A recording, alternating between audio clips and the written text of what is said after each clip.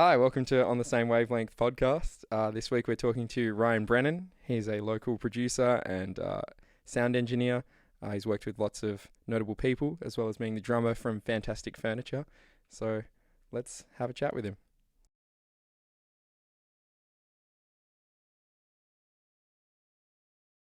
How you doing? I'm good. How are you? Good. I ripped my pants. I ripped my pants just before we started. I was like, is that why you got the legs crossed? no, not these ones. I got my girlfriend to bring me some other ones in because it was really noticeable. Like it was the entire crotch was ripped. Ooh. And I want it to be intimate, but I think that's a bit too intimate. You know what I mean? I always have it with skinny jeans, like in your crotch when you ride the push bike. Yeah. Because I ride a bike all the time. Yeah. It's just like riding along, and the next thing you've got a hole, and you kind of like, do I sit like this? Yeah. Do I sit this way? That's and we would have been matching it. We would have been black on black. And then yeah, would have been awkward. It would have been awkward. So I'm glad I switched. I think it was a sign. Fair enough. Yeah. Good Well, work. that's enough about our clothing. Yeah, so we're kind of just getting to know you today. So who Cool. are you, Ryan? What have you done? Where did it all begin? Where Your did it all audio begin? journey. I was born. Yeah.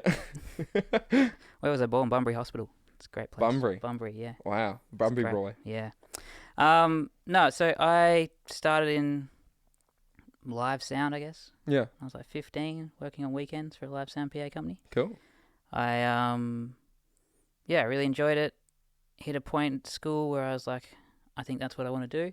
So you were still in high school? In high school. Did you finish high school? No, I got glandular fever when I was in year 12. Right. Missed the whole first term. Right. And then realised I don't think I need to finish high school. Yeah. So I went on to TAFE, moved to Perth. Okay.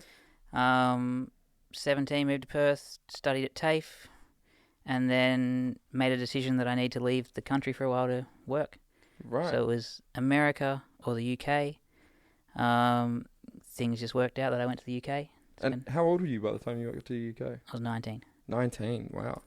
And spent 2.5 years over there. Ended up working in a studio and building a studio. That's with awesome. some people. And then moved back and really liked the building process of studios. So then studied a master's degree at Sydney Uni in acoustics. Yeah. Thinking like maybe I'll go off and do that. Start building studios. Yeah, and then while I was there, it just ended up being that I really liked the people I was hanging out with and the musicians, and got back into recording a lot more. Right. So I moved from live sound more into studio work, finished my master's, and was just, working in studios basically. Cool. It's still over east? Over east, yeah. So I went from Perth to London to Sydney. And then you stayed in Sydney up until when? 3 years ago. I was in Sydney for 8, nearly 9 years. Right. Yeah. And so that's where everything kind of kicked off, would you say, for you in terms of like... Yeah, probably. In London, I was really just cutting my teeth, figuring out what to do. I kind of skipped a step of sort of being... I was one of the in-house engineers. I didn't really have to do too much assisting at that time, which was quite cool. That's cool. Just because of the smaller space the studio we're at. Mm. So London, I was kind of figuring it all out. Jumped a couple of steps and didn't really know what I was doing all the time, but kind of had to pretend I did, You got which there, was though. fun. Yeah. And then, Sydney's sort of where I started it. I moved into a house with some people I'd never met before. One of them turned out to be a girl called Julia Jacklin. There you go. And then that kind of changed my career, I guess, a lot. So you guys lived together? I didn't know that. Yeah, we lived together for a year, maybe Right. a little more. And that's how you met? Yeah, Julia hated me to start with because Really? I don't know what I said, but I said something. She didn't like me for a long time. You piece of shit. Yeah. You pissed off Julia Jacklin. Yeah, exactly. And then you ended up being her. Yeah, then we played in bands, so we were in a band. I've been in 2 or 3 bands with Julia. Yeah, right. We were in like a folk band for a long time. Okay. And then we took a break, and that's when she started working on solo stuff. Yep. But I was recording most of that then. And then we started Fantastic Furniture, which at the time was kind of just a bit of fun. Yeah.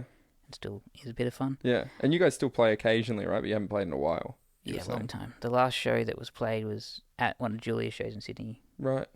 2 years ago, just before COVID. Yeah, cool. Well, actually, as COVID was going, but yeah, start of COVID. The start of COVID. Oh, okay. And that you just did the one album. One album. We lived off one single for 3 years. Yeah. We re-released it twice. It's great. Are you going to do another one? I don't know. Maybe. There's no talk of it at the minute. Right. I think our manager would like more albums. Oh, okay. But, so there's talks of more albums from a financial side. Yeah, I think so. I think okay. Fair enough. But we all live in different places. I'm back in Perth. Julia's in Melbourne. Liz, guitarist in Sydney. So yeah. Who knows? Who knows? Who knows? Maybe there'll be a reunion, a Fantastic Furniture reunion. Maybe. Yeah. Maybe one day. That's cool though. So you were still playing music quite heavily when you were in Sydney then? Yep. That was kind of all I did was work in studios, work on weekends normally in live sound events, and then playing lots of bands. There was a point there where I was just playing with 7 or 8 different people, so I'd again, always had a push bike, didn't own a car in Sydney until the last year I lived there. Oh, right. So I used to ride with like a guitar on my back, a snare drum on one side of the wheel, and then like cymbals and a kick pedal on the other side, and I'd ride from one gig to another. That's brutal. On multiple nights. You would have been pretty fit. I don't know. I drank a lot. Oh. You counterbalanced it. Yeah, counterbalanced it, for sure. Yeah. And then at what point would you say talk kind of started of you doing like tour managing and kind of recording for Julia specifically? For Julia? So I did Julia's first 2 EPs. Yeah. That you probably can't find anywhere, I don't think. Oh, really? Yeah. Well, it was before she was on a label and things, so they've all probably been taken down. And that was just by virtue of living with her? Yeah, kind of. We were in a band called Salter that was like a folk thing, so we'd done a record and then she was doing solo stuff on the side. And then she started doing lots of shows. I was always doing live sound stuff on the side, and I'd mixed her band a couple of times. Yeah.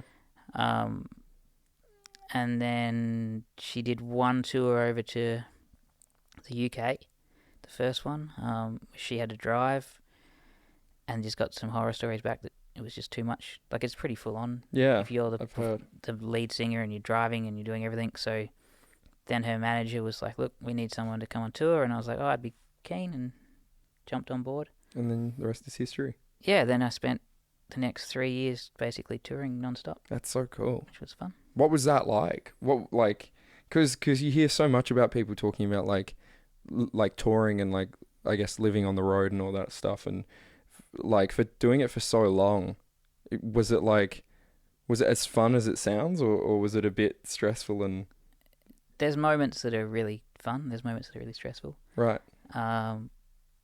The show is great. Yeah. That 40 minutes to an hour and a half is like amazing. Yeah. Like, you do a show, I know we did Glastonbury, and you're there and it's going live to BBC, like, it's the biggest show in the world. It's on massive. TV, yeah. And like, that's pretty hard to beat. You standing there and like, I'm behind the crowd when I'm mixing, but it still feels like, yeah, that's so cool. Lots of fun. Like, you push a reverb up or something and the audience just starts screaming. You're like, oh, that's me doing that. But the rest of it gets it, like, it's tolling. Yeah. The first, actually, most of the touring for those 3 years was 4-piece band and myself. So I was doing front of house, mixing the shows, driving the vans, tour managing, and just teching, like making sure everyone had guitar strings and picks and sticks for drums. So you were like a bit of a babysitter as well, in a sense. I was doing everything. Right. Yeah, so that was pretty full on, because she'd be doing her own stuff, plus playing festivals, plus jumping on other tours, especially through Europe. And we'd be going from Germany one day to Amsterdam the next, then back into Germany, then down to like France, and then back up somewhere else. And you'd be doing 8-10 hour drives after playing a show, usually having a few drinks. So you're in bed at, I don't know, somewhere between midnight and 3 a.m. You're up again at 5:36, driving, stopping on the side of the road at service stations, eating whatever you can. That's pretty brutal. Trying to speak whatever language. It's the rock and roll lifestyle. So it's real rock and roll. And then normally, like, there wasn't a lot of money early on, so it was, you're staying in like random Holiday Inn things on the side of the road in pretty shitty motels. That's great. So even while you were doing like Glastonbury and stuff, you were staying in like pretty Like, yeah, that's where that was our third Europe tour, I think. okay. That all started to get a little bit bigger. That Glastonbury time, there was Glastonbury, Primavera, is it down the Rabbit Hole in Amsterdam? Like a pile of big festivals. Yeah. We started getting a little more stuff. Yeah. We'll get our own You got a hotel nicer room and hotel. things. Yeah. Primavera is pretty cool because you get put up by the festival. Oh, nice. So everyone was in the same building. It was like Solange, Bon Iver, us, all these. I don't know who else played that here. Piles of artists all in the same hotel. So you go for breakfast in the room, and there's like Solange over there, and everyone's like, "Do we go say hello to her? Do we stay here?" Did you meet Justin Vernon? Because I'm obsessed with Bon Iver. So. Nah, I didn't. But he was there. But I watched him play from the rooftop in a pool. That's so cool. But I didn't meet him. I think they stayed on their bus. He had a big touring bus. Yeah, I'm sure. But I would have liked to meet him. Yeah. I'm a big fan. That would have been amazing. Yeah. Oh, I wish I got to see that live as well, let alone in a pool. Yeah. So there's a rooftop pool that looks down to the stage in Spain, and you're just like watching That's this amazing. festival, which was cool. Yeah, that started changing, and we got nicer rooms, and it was less. You weren't necessarily doing a show every day. You'd be doing weekends, and then we'd all fly back. Like at that point, I think we stayed in Europe for 9 weeks or something. We all just stayed in different places. I lived in London with my partner. She was already living there. Julia and her partner was in the band at the time. They stayed in Barcelona for a while. Harry, the bass player, stayed in Germany. I don't know where the drummer went. Oh, we had an English drummer for that. For that tour. So he was in London. So you guys were just spread out, and then when you wanted to meet for a tour, you would just... Well, it's mostly festivals then and a few random shows that you'd do. So yeah, we'd just go like, okay, this weekend we're in Amsterdam and somewhere else, so we'd fly to there, hire a van, everyone would turn up, we'd drive from that festival to that one, and then fly back to our own cities. So did that become your entire job at that point? Like, because it sounds pretty full on. Like, yeah, that was... Yeah. I was still doing bits of recording, so I had a couple of mates that had studios in London, so when I go back Monday to Thursday, I could do little bits and pieces. But yeah, there was probably a year there where I didn't do much recording. It was mostly just that. That sounds like a pretty cool job. Yeah, it was fun. Again, it's pretty taxing on your body and your mind. Yeah, I bet. But yeah, it's really enjoyable. Yeah. Time. But yeah, that album cycle went for nearly 3 years, and by the end of that, everyone just wanted a break. Yeah, you were done. We did. One point, I didn't go to the US with them for this festival because I had something on, but we flew back from London into Sydney, got in on a Friday at like 12 o'clock, like middle of the day, all went home, got back to the airport at like 6 a.m. Saturday morning, flew up for Splendor, played Splendor. The guitarist and I fell asleep in the green room on the floor for 20 minutes, got woken up like, oh, your set's on in half an hour, like, okay, run there. Then drove from there back to Brisbane that night. The next morning they all flew to New York. New York? Yeah, well, they went to New York somehow and played a festival like in New York on the Sunday morning, which is Monday here, but yeah. Damn. I flew home luckily, but they went to... That's crazy. So you're like literally just going from place to place on like a day's... Yeah. But it's all planned out. Oh yeah, it's planned out months in advance. Yeah. So the manager, myself and the booking agent management team will sort out everything. Then they'll talk to me, and then I plan out like, okay, we'll go here, we'll go there. Right. Normally a tour manager's job is to like book flights and accommodation as well. Yeah. With her team, they have someone that does that, which is quite nice, but I would liaise with them a lot. Yeah. Figuring it all out. Okay. But yeah, it's lots of organisation. But so would that be like a kind of, I guess, standard idea of what tour managing is like, or do you feel like it was a bit different because of your relationship with Julia and like... No, that's pretty much what it is. Yeah. Like I'm really good friends with her, so I had to just take a step back from that when I was doing the touring. Right, because you had to be professional. Yeah, you have to kind of... I think if I tried to be her friend all the time on tour, we probably wouldn't still be friends. Maybe. Yeah, I don't know. That makes sense. You have to really... Yeah, you just have to accept that this is a job. Like, she's paying me. Yeah. I work for her at that period in time. Yeah. So I just focus on doing my job. Yeah, that's fair. Which meant sometimes I wasn't liked by everyone, but that's what I've got to do. Got the tour done. Yeah. Yeah. Cool. Would you do it again? I mean, now it's not as plausible Yeah. that you're settled down a little bit more in Perth. But Definitely, yeah. I've got a tour in August and September with a guy called Noah Dillon, who's like a young, yeah, up and coming yeah, artist from Noah Perth. Dillon's Yeah. great. So I'll be doing his album tour, not overseas. This is just Australia at the minute. Mm. And I don't know if Julie has another big tour, then yeah, I might jump on board. Cool. I mean, the idea of moving back to Perth was kind of slightly less constant touring. Yeah. But sure, I'd do it. It's just the last 2 years you haven't really been able to. Yeah, COVID's of course. Been fun. Well, so how did that impact you? Did that change what you were planning on doing quite heavily, or was it more so just like you already kind of decided you were going to come here, and then COVID, or you were already here, but then COVID just kind of meant you couldn't do anything else? Or? Yeah, COVID just stopped me from doing some of that. Yeah. I after those sort of 3 years touring with Julia, there was a point where I moved into a couple bigger studios and focused more on recording anyway. So that was kind of the plan here, was come back and go, okay, I'll do a few tours a year, and the rest of the time just work in studios. Right. And so that's kind of been the same goal. Yeah. And it managed to, yeah. I also teach here at SAE, so that's kind of been helpful. One of my lecturers. Yeah. Yeah, so it really hasn't changed me too much. It's just been I haven't got to do any touring for the last couple of years. Yeah. But yeah, I'm definitely getting back into That's cool. doing it. Must be exciting. Is Noah just touring Australia or? Yeah, just touring Australia at the minute. He's been on tour with a couple of different bands lately. Okay.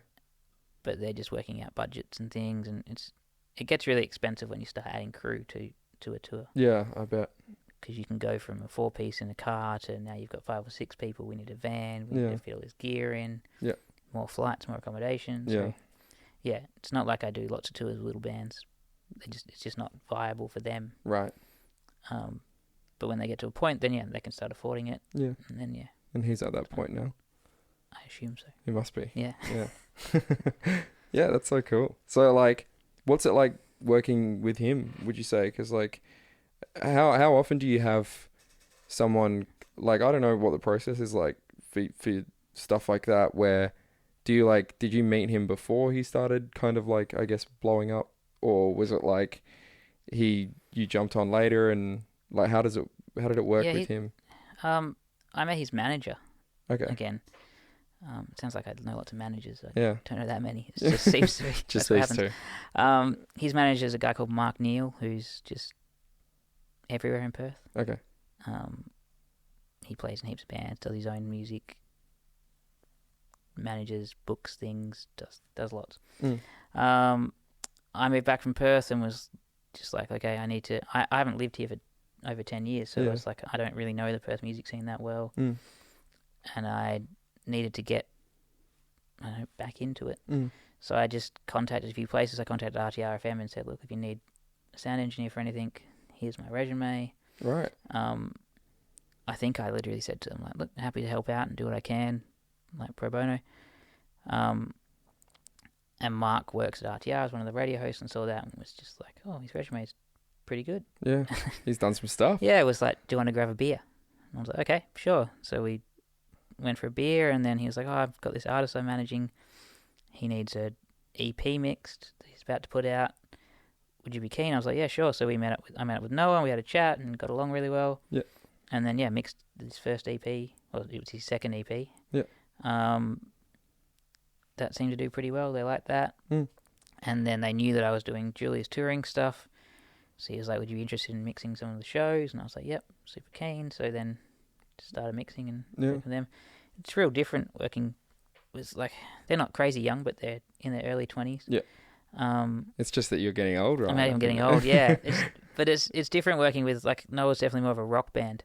Yeah. So it's quite a different thing mixing shows like that, and they have a different, like, not that we went to bed every night early on Julia tours, but it wasn't like a rock and roll show where we're all drinking beers all night and partying every night. They go a bit harder. Yeah, but they're also just younger. Yeah. Maybe I'm not young anymore and don't want to do that. I think that might be what it is. They also just play a lot louder. Yeah. Like, I normally mix shows pretty quietly, and this is like a loud rock show, so I had to change how I mix for that. But Yeah, it's fun. It's really good. There's like a lot of energy going on there with them. So I was gonna say I've seen him climbing rafters and like yeah, and going a little bit ape he shit. does the splits at the Yeah. minute. I keep going, how are you doing that? He's like jumping, legs crossing. What is He's like going a on? gymnast. Yeah, it's crazy. It's super fun because the crowd just love it, and it's it's another one of those things where I get to be really creative when I mix too. Yeah. We put distortion on his vocals and run delays that's and like cool. ride all these different effects. So it's You're having fun with it as well. yeah, it's fun and I like it. And I don't really want to do.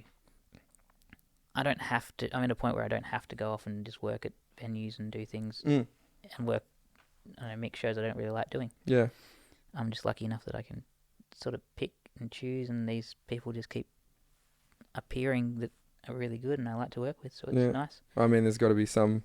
I don't think it's just coincidence. I'm sure you are doing something on your end that's making them come to you. I don't know. Yeah. Hopefully. Maybe. I don't know. I'm not trying to do anything to make something like stand out. Just the modest Just achiever. being modest. Yeah. Hiding in the corner wearing all black. So sitting there sipping your whiskey. Yeah. And then just like... That's what we're missing today. Yeah. We should have had whiskey. Oh, well, we wanted a drink, but I don't know. I don't think... We'll try and get one. But I don't know if how much I should say on air, but we'll try. We'll try and get a drink if it's allowed. You have to ask. I would love a drink, but I think it's midday. No, it's 1:30. Yeah, 1:30 on a. As my dad would say, it's 5 o'clock somewhere in the Yeah, world. exactly. Yeah. Yeah. Well, we could get on the piss. Yeah. The questions would go downhill. Right? Yeah, they would pretty quick. Yeah. I'd just be, asking you some ones that I shouldn't when we're at uni. Some things that could get us in trouble, considering you are technically my lecturer. It's true.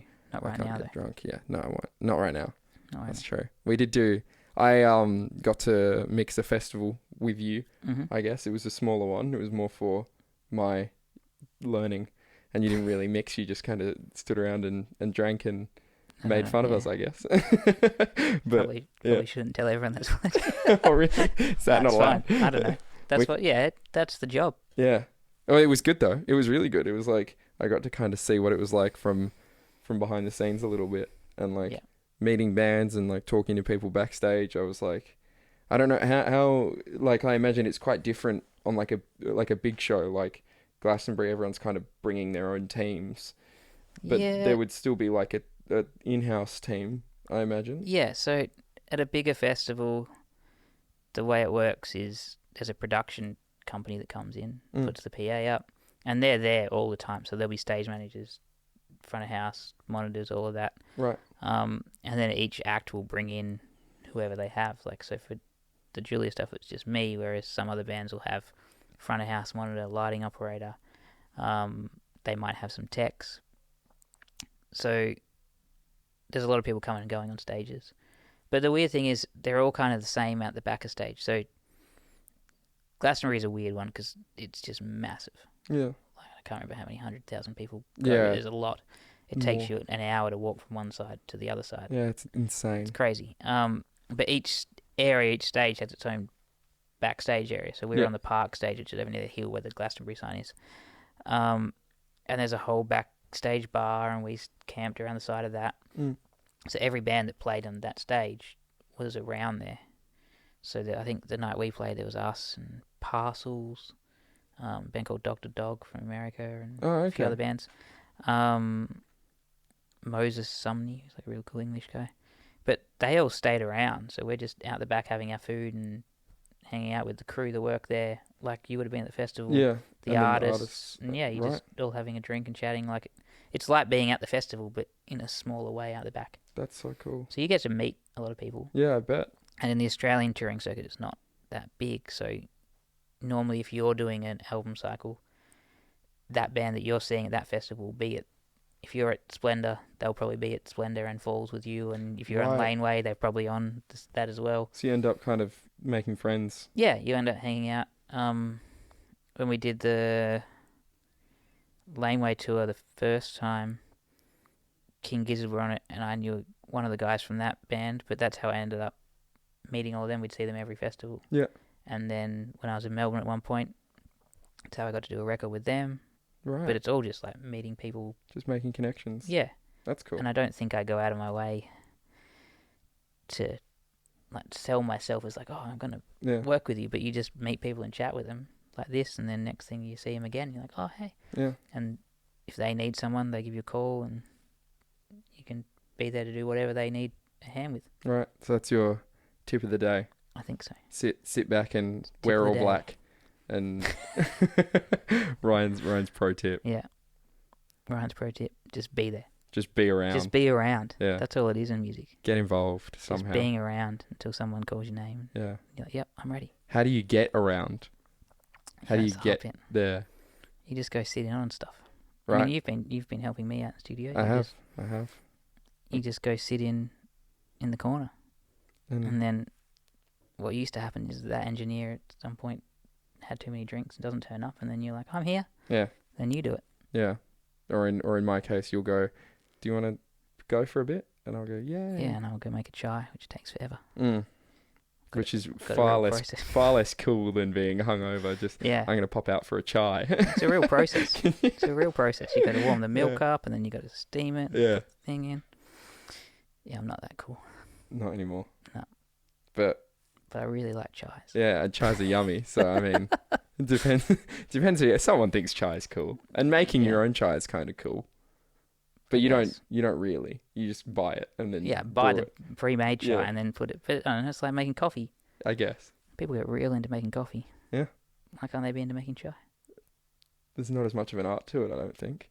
I reckon there is. You still got to brew it. You're biased to chai though, because you don't drink coffee. It's true. Yeah. It's true. Good thing this podcast wasn't about coffee. Yeah, it's a good thing. Yeah, this is we're transitioning now. This is on the same, I don't know, chai length. That's not funny. We'll cut that. Chop it out. Yeah. All right. Well, I think, do you want to break? We'll break there. We just took a quick break. We're back now. Ryan. Do you want me to make the same joke that I did just say? Yeah, no. Just listen to the sponsors. We had to redo that, so it feels weird trying to make the joke again. Let's just leave it with that. Should we take 3? I feel like that was funnier than the joke. Yeah, you know, just us laughing at ourselves. Yeah. Great. Yeah, so we're back to talk more with Ryan Brennan about him, about life, love. I don't know if we're talking about love, are we?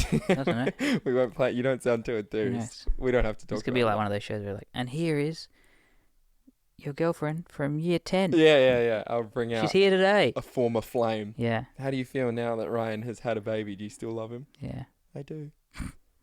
Imagine. Be fooled like Jerry Springer. Yeah, that's the plan. The whole audio thing's been a farce. We're actually here to expose you. Nice. And Good. Talk about your everything, all your secrets. I get like a bucket of slime full on my head at the end. Yeah, it's gonna get real Eric Andre-esque from here on out. There's I'll be nude in a bath pretty soon, and then that would have been a good starting picture, like an image of just you. Just me in a bath. Yeah. Yeah. Well, I do have ripped pants. I could put them back on. And we could kind of try and make it like, I could just like do that, and as the rip gets worse and worse, no, we've got to keep it somewhat professional, I guess. Somewhat. I am at university. I don't want to get. I don't want any slouching. Yeah, no slouching. Good posture. But yeah, no, we do want to talk about some legitimate things as well as my ripped pants. Like, you know, audio stuff. Because you're an audio engineer. Audio stuff's fun. Yeah, and we're here to talk about audio. That's why the name is On the Same Wavelength. It's a bit of a pun. I only just got that. Huh? Yeah, that was Davey came up with that one for us, because I'm terrible at thinking of names. So shout out to Davey for that one. But yeah, I want to kind of talk to you more about like mixing and stuff, because we only really touched on the fact that you've mixed some pretty like notable stuff, like some of Julia's stuff. You mentioned a King Gizzard album, Noah Dylan. Like this is stuff that we hear on the radio, or at least I listen to as well. It's pretty cool that you did it. Like, I know specific. that's a really interesting take from me, but it's pretty cool you did it. End. Yeah, but like To Perth Before the Border Closes. I love that song. I listen to that song all the time. Yeah, it's a pretty good song by Julia, and then you mixed it. And I didn't know that Produced it, recorded it, mixed it, and did all the you're things. featuring in it. You do the vibra slap, which is in there. Yeah. Oh, The- I forgot there's a virus left. There is. It's low in the mix. Yeah. Which I'm a bit disappointed in you I for. know. But it should have been higher. Should have been. Yeah. Oh well. Yeah. So I guess like, what's your like? I kind of know the answer to this question myself because I've worked with you a little bit. But like, what would you say is your general approach to mixing and producing and stuff? Because I know people can be very diverse in how they kind of tackle things like that. Yeah. So producing is a whole different thing. For me, producing is very much just making sure that the people I'm working for are comfortable. Yeah. I don't want anyone to ever feel rushed. I think I spend a lot of time chatting to the artist beforehand. Like building a rapport, I guess. Yeah, building. So I want to be able to walk into a room like this and just be able to have a conversation with them and not have anyone feel like, oh, my ego's getting stepped on, or like, I don't want anyone to really have an ego, but I don't want anyone to feel like I'm stepping on their ideas and they're stepping on my ideas or anything like that. It's producing to me is very much like sitting down and just making sure the psychology of the room is in the right place. Like everyone's knows what we're doing. We're obviously there to do a job. Yeah. But it should be fun. Yeah. It should be exciting. And safe, I guess. Like that they can people feel like they can come to you with ideas and things and not be scared to say anything. Have you ever had a clash? Like a clash of, I guess, egos in a way? Yeah, you have them a lot. Right. Usually with younger bands. The more I work with, I don't say bigger acts, like established acts, they're usually they've either got a really clear idea of what they want to do, or they're very open to just doing their thing. So do you get pretty involved then with like bigger acts sometime, or it depends what you're doing. With those couple of Julia singles, her and I are both on the credits, I think, as producing. She had a pretty strong idea of what she wanted, and I was kind of like, let's just go with that. Yeah. We spent a couple of days in my smaller studio kind of working on pre-production where it'd be either her or I playing everything. So like I'd do a drum loop and then she'd have this idea and a guitar and she'd play it, and then I'd put a bass part down, some percussion. And then we took that, because we made a different band here. She didn't have her current band. Yep. We took that to the band. She did some rehearsals. We met up in another studio, ran through the song a few times, and they evolved what she heard in her head that then became what I played, and then the band played something else that was similar. Right. But it's just kind of iterating. Yeah, establishing these ideas. And in that process, I had a pretty strong impact in the first part. Then when the band started, it was more about just, again, making sure they're comfortable and they're happy and they understand what's going on. Yeah. So you were more involved in, I guess she did the conceiving, and then you helped her kind of like fine-tune that a little bit more. Yeah, and then the band helped do another step. And then at that point, I might have stepped back a bit and kind of focused more on the engineering, getting the right sounds. Then we jumped in, we went to Rada Studios to do that one. We we spent a day in there, and it was kind of getting everything right. Again, I don't think the first day we started recording till maybe like 3 or 4 o'clock. Really? Yeah, so I was in there from 8:30. I normally don't work too late these days, but we were there till probably 8, maybe 9. So it's probably 3 or 4 hours of recording. Wow. But I do a lot live. So like I'll put a band out in a room. Mm-hmm. I'll separate instruments, but like it'll be everyone in the space. And within an hour you've got a take or two that you're happy with. Especially, I guess, when they're all seasoned musicians. I imagine you were reaching out to some... Yeah, we had some good people. Jenny on bass. Plays with... I don't know, she was in San Francisco for a while, and then played with Stella. Chris, who was in Methyl Ethel, played drums. Right. And then Jacob Diamond, who was also in Methyl Ethel for a while. Yep. Playing guitar. So are they just uncredited to be kind of playing on that album? I think they're credited. Oh, no. They should be credited. I mean, like, is that just kind of like pretty standard to just have like all these cool people from different bands that you might be interested in just kind of playing in? Julia really wanted those people to work with her. She knew them. Right. She's known Jenny for a while, I think. And then her and Jacob are actually dating now. Oh, okay. And Chris is good friends with all that group of people. We've met them a few times with Methyl Ethel. Yeah. And she was really keen to have those people involved. Yeah. Just happened to be that they're in lots of Other things around town. Yeah. But it's really good. They're all super open people to just doing what needs to be done. So you could throw ideas at them and they give it a go and say, "Hey, how was that?" Or again, no one had egos. Which is really nice. That is good. So throw them in a room and you get takes pretty quickly. So we don't need to be there for days. I think we were in the studio for 2 days. And had nearly everything done. We went back to my place and did a few more vocals for that, and that was kind of it, and maybe some percussion. Yeah. Even with the King Gizzard stuff, I did the same thing. We had a small studio in Melbourne that I was meant to work with someone else. As I'm getting on the flight, that band cancelled and kind of broke up. Yeah, it was fun. It's a bit of a shame. So I was like, all right, I'm on my way to Melbourne. I've got a studio booked for 2 days. So I was like, who wants to come in? Like it's. Oh wow! So that's by pure chance that. Yeah. So there was the year they did. Was it 5 records or something like that? I know they did a lot. Yeah, and Lucas, who's the bass player, is a friend, and I just sent out a message saying, hey, like, if you know anyone that wants to come in, thinking, because at the time he had a small label, and I was like, oh, if anyone wants to come in, he had another band. And he was like, I'll get back to you in a bit, and got back to me in an hour as I'm getting on the plane, like, yep, we'll be there tomorrow. And I was like, okay, who's we? And he was like, oh, the King Gizzard guys will come in. And I was like, okay, cool.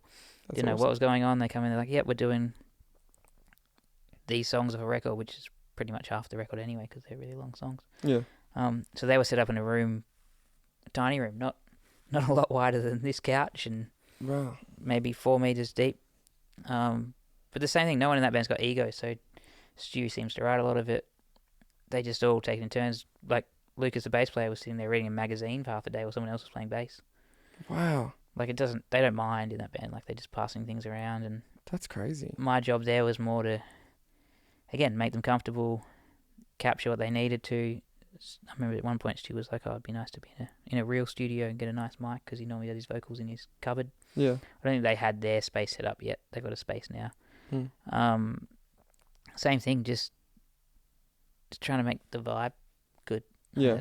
Sounds silly, the vibe, but like it's vibe check. Just checking the vibe. That's what production to me is. It's like making sure you're on time, but people don't feel like you're rushed or you're on a schedule. Yeah. And then sometimes getting involved in the songwriting and changing things. Again, I'm pretty fortunate to work with a lot of, even the local people I've been working with lately. Jess Jocelyn, who's Jocelyn's baby's her thing now. A guy called Damien, band called Sugar Wife that I play in. They're all just amazing songwriters. Yeah. Like I'm not sitting there saying, "Oh, we should cut this chorus out and cut that verse out," or do anything like that. You haven't had to give them, I guess, bad news in a way where they're you like, still I don't like you this. offer suggestions, and but again, my opinion's no more valid than their opinion. So. Yeah, and they're all just really nice as well, which is a good. It's really nice working with people like that who just don't have. Yeah, there's just no egos flying around the room. It's really cool. Sure, that's pretty important. Yeah. Working with Oasis would probably be a very different story. Maybe, yeah, they would be full on. Yeah. You have to get them back together first. You could do it. I don't think I could. You could just go over to England, sit around with your whiskies, and hope you run into. I hope I run into one of them. Yeah, and just say, I think what happened here is a travesty. I think you boys were really special. Maybe they'll go. Let's get back together. Fuck it. I don't know if that. Yeah. So I didn't talk about mixing much then. That was mostly production, but. That's what I want to know. I want to know that as well. Like mixing's interesting, but like I feel like a lot of people have a different idea of what mixing actually is, because I think people assume that mixing is always just kind of like everything that's not playing. You know what I mean? That's what I thought it was until I started studying it. Yeah. I was under the impression that mixing just meant production as well. So I feel like they're obviously different things, and I know that now. Yeah, but they do intertwine, especially when you work like. I do a lot of mixing for other people's stuff that they've recorded. And that more is, like, okay, now I'm setting the levels and EQing stuff and maybe adding some extra production. Yeah. But when I mix things that I've worked on, it's, I'm mixing as I'm going in a way. Like, I'm thinking about levels, thinking about what mics to use, what gear, where the mics are placed, so I don't have to do as much later on. And you can even do a quick little, like, mix just to kind of show them what you're thinking. Yeah, like when things wrap up. I commit stuff all the time. I think maybe you were in the studio the other week when I was there with Jess, and we were doing vocoders or something like that. Yeah, But it's I was there for we're that. just committing to every effect and everything like that. And Yeah. I've just got different takes, and we can go, that one works, that one doesn't work. Yeah. Grab this, grab that.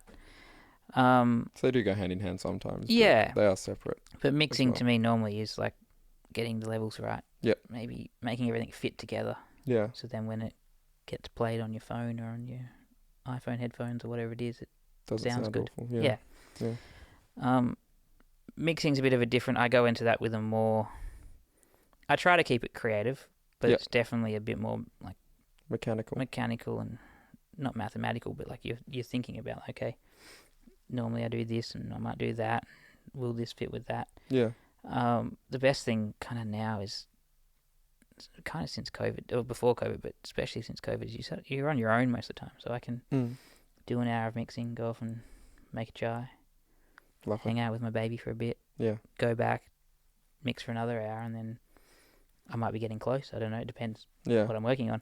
But I don't have to sit there for 8 hours straight and just mix. Mix your heart out. Yeah. Well, I heard in that there was a video you showed me and my classmates about the mixing on Adele's album on 21. Was that the one with Tom Rolling in the Elmhurst? Deep? Yeah, Yeah. Elmhurst, and he was the mixing engineer. And then was it Epworth that Paul Epworth did. Paul a couple Epworth songs, did yeah. the production? Yeah. Yeah, and he said something very like that I thought was interesting, where he was like, "Oh man, my job's almost done for me because the production's so good."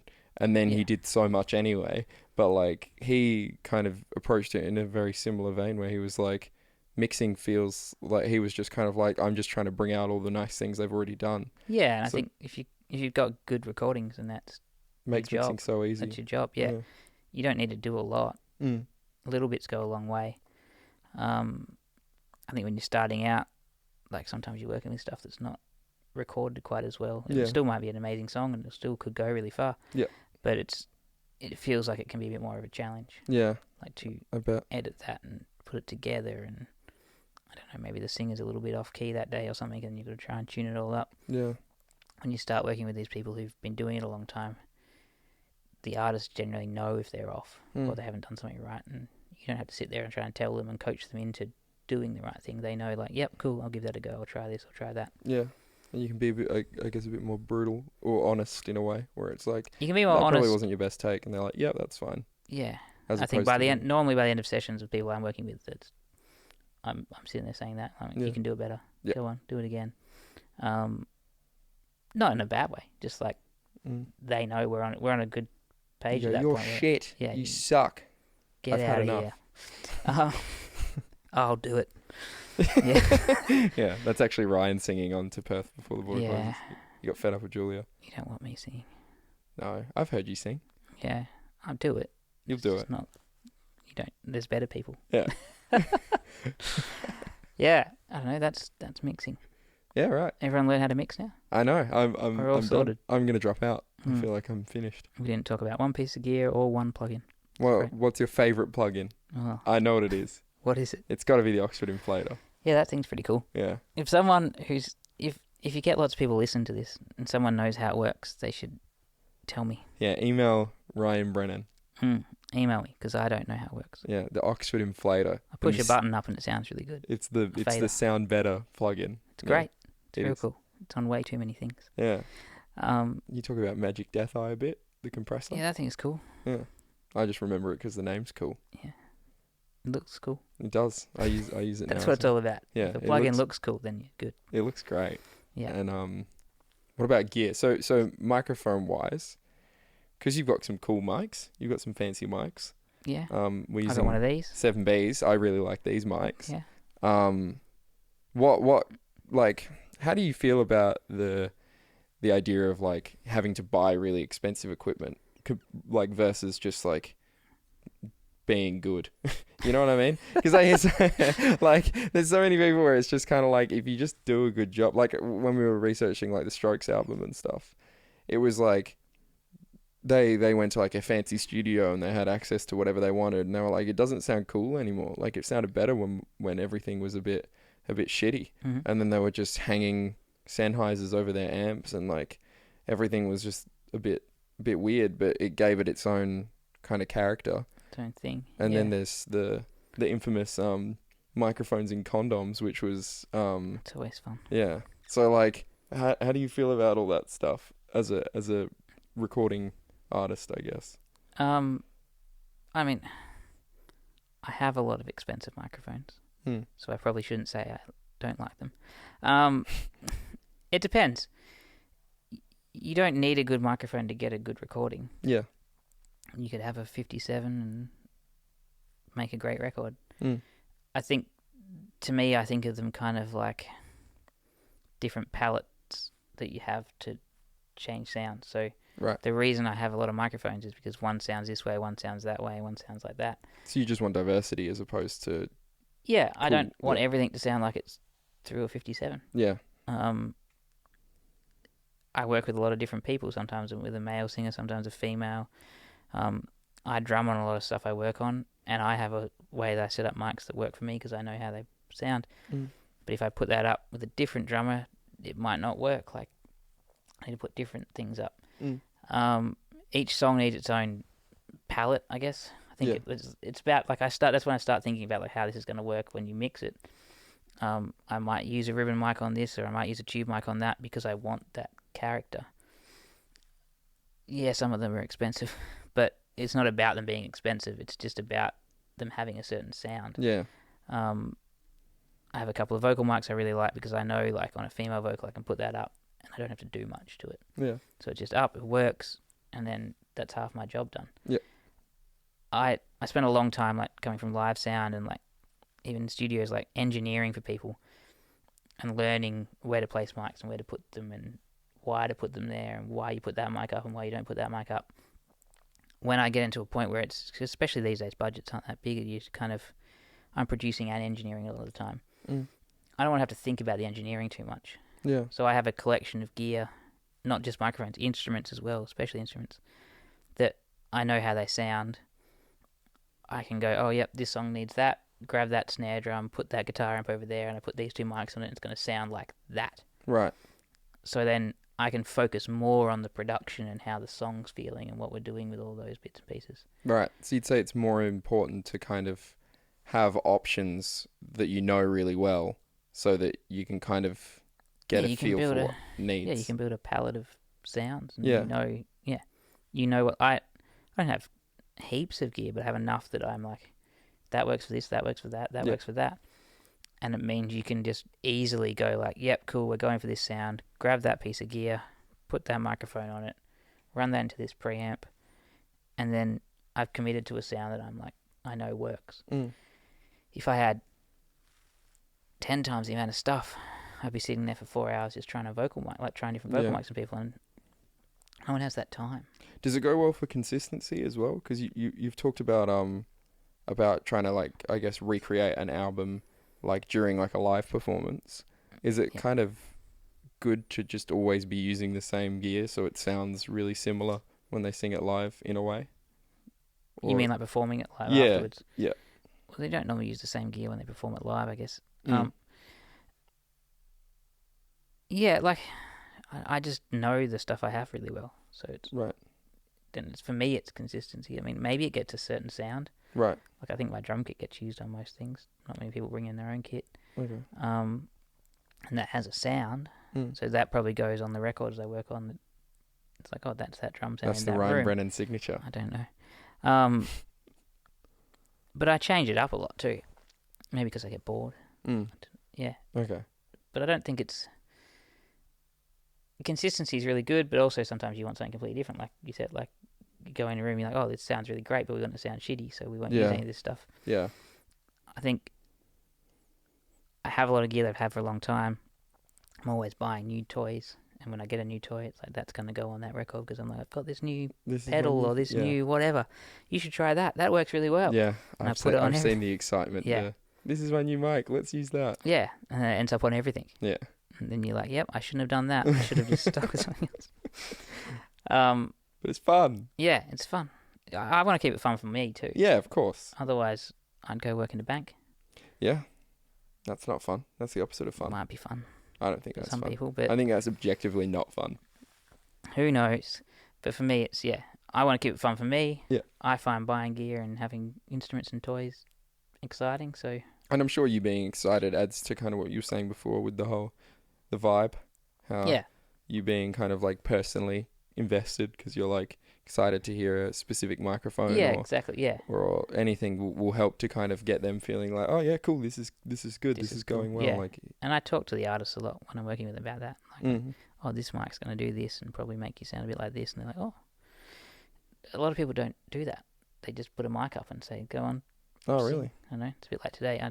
These guys didn't tell us what cameras we're using. I don't really need to know. But like it's like saying like we're using a wide angle lens because it's going to make you look like this, or this is going to happen. They've zoomed in actually just on your nose. They just on the end here. It's just on your nose. Yeah, so that's just, what I thought. Yeah.